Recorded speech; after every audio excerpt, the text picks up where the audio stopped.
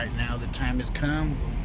I'm gonna go take my DMV test for the what? For the I can't even think. Damn. For the dealership license. Alright.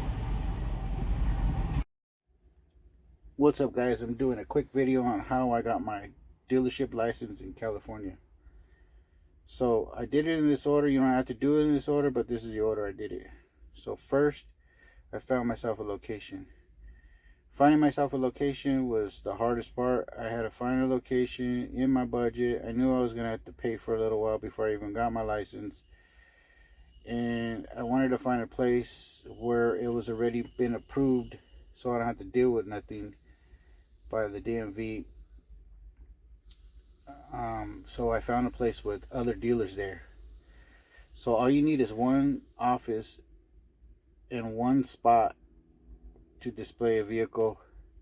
You need your signs for the display, and you need your signs for the office and a locking cabinet. Okay, so 2, you have to take a 6-hour class, certified class with the DMV. For the DMV, I went with Dealer 101. You watch videos, you read stuff and answer questions. You go through their checklist.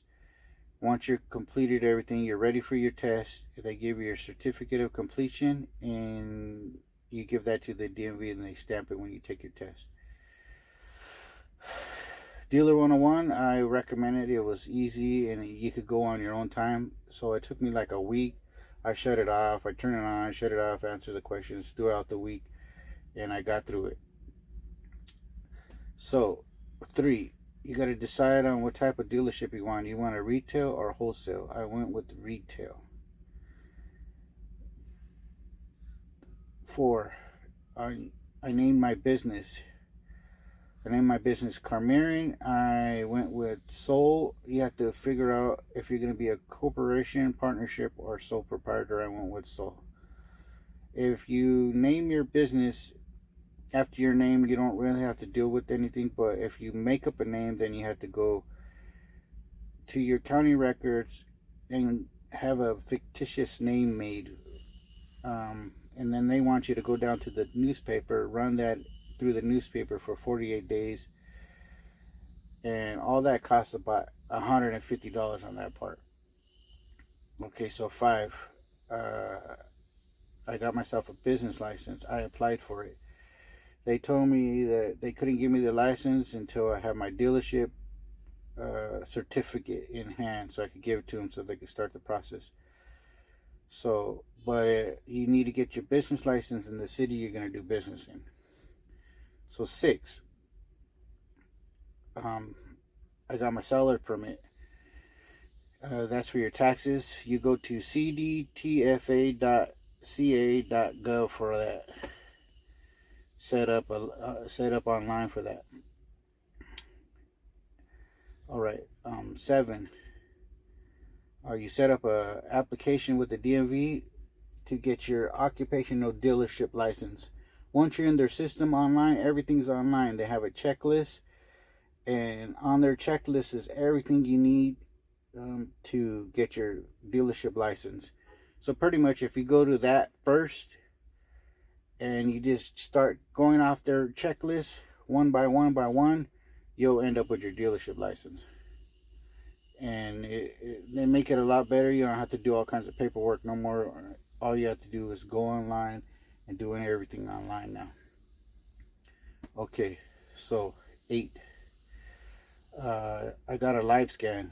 I didn't have to worry about the live scan because I don't have no record or anything. But if you have a record or anything on your record, you might want to do this one first, and then get it approved through the DMV to see if you could be approved before you go through all these steps. Saves you a bunch of time. All right, so 9, you have to set up a business account. Setting up a business account, you can't just walk in the bank and say I want to set up a business account, unless you get lucky. But you have to make an appointment for that. It doesn't take that long, and you don't need no money. It only cost me $25. So 10. I went and took the DMV test at online at the DMV. It might not be in your city, so you have to go to another city. You have to make an appointment for that, and that's like separate from the DMV, so you have to make an appointment for that. It took me about a week until I had to go to my appointment, and okay, I did that. So 11, you have to get a $50,000 bond. It's called a surety bond. You can get that through an insurance company. You just ask them if they do surety bonds, and that cost me $500. If you have decent credit, it's only going to cost you $500. You have to do that once a year. So 12. Finally, you get back online with the DMV. You submit all your information that you have. You finish up your application. You download pictures of your property, and then you submit the application to the DMV. Once you do that, they'll get back to you after a few days, and they say if you're approved or not. If you're approved, then they say, okay, we need to make an appointment for an inspection.